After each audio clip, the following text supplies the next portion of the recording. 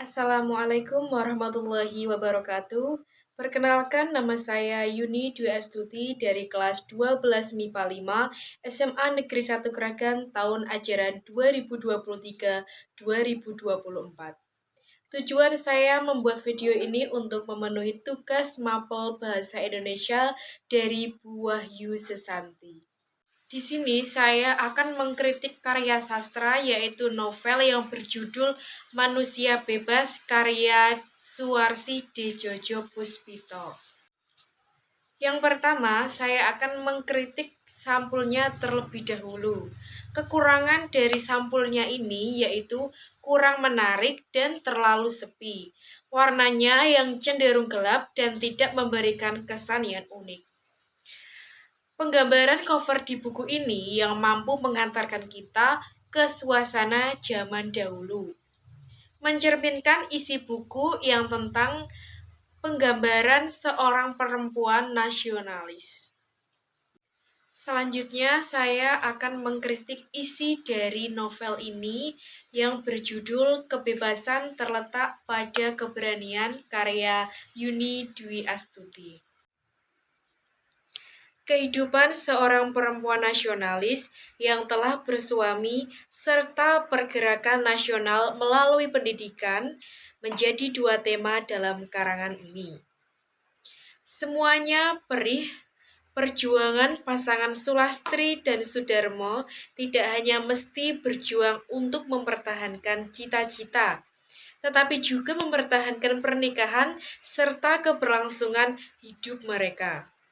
Dalam novel ini, penggunaan tulisan yang ringan dan romans akan mengemukakan hal-hal yang cetek-cetek dan hanya tanpa suatu laporan saja, karena tidak mengikuti bentuk karangan pada umumnya yang biasanya terdapat suatu bagian yang menampakkan ketegangan dramatis.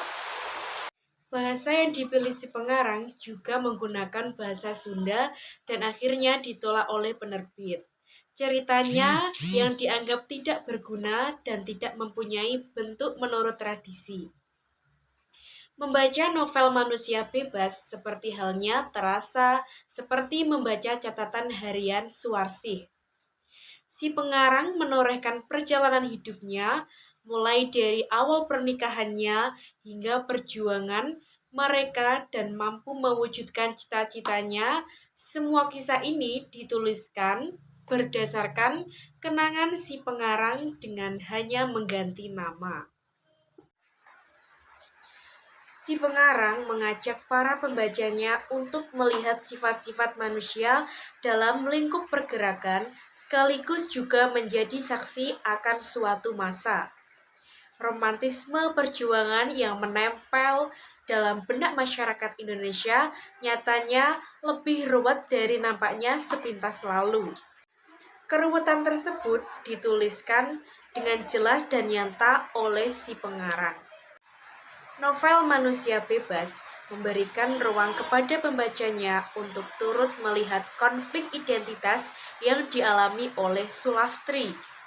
Sebagai seorang perempuan, ia memiliki peran bukan hanya sebagai seorang istri dan ibu, melainkan juga seorang nasionalis dan feminim. Pada masa kebangkitan nasional, semangat perjuangan tidak hanya ditunjukkan untuk kemerdekaan, tetapi juga terhadap nasib perempuan. Novel ini berbeda dengan novel lain. Si pengarang menggali lebih dalam perbedaan-perbedaan pandangan dalam gerakan nasionalis dan perempuan. Satu pandangan di antaranya ialah mengenai keperempuanan. Sulastri merupakan perempuan yang mempunyai hal-hal cantik. Hal ini menjadi suatu yang menarik untuk dipahami sebab memberikan gambaran dan ketidaksetujuan Suwarsih terhadap pandangan bahwa menjadi seorang yang aktif dalam pergerakan wanita berarti membuang begitu saja hal yang dianggap feminim. Sekian paparan saya tentang mengkritik novel Manusia Bebas. Jika ada salah kata, saya mohon maaf sebesar-besarnya. Wassalamualaikum warahmatullahi wabarakatuh.